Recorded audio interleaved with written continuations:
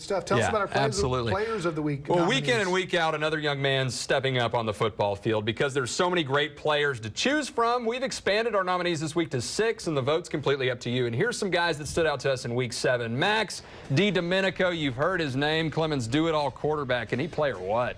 In a win over New Braunfels Canyon on Friday night, Max went off. 144 yards passing, 220 yards rushing on just 11 attempts, and not 1, not 2, not 3, but 4 touchdown runs. He's a huge reason the Buffs are 5-1 on the season and a perfect 3-0 in 26 6A play.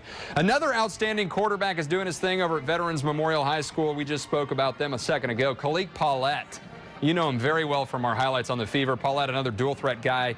He threw through the air several times in their 49-7 win over Jefferson. 164 yards and 2 scores. In fact, he ran for another 123 yards and scored 4 more touchdowns. How's that for total offense?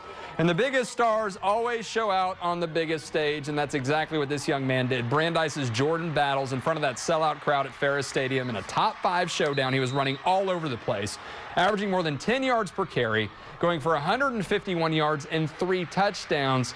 He also threw for another 53 yards, and those Brandeis Broncos staying undefeated, beating O'Connor 37-15, and they do take the driver's seat in District 28 6A. So who should be our John Wayne Service Company Player of the Week? We've got 6 nominees this time again.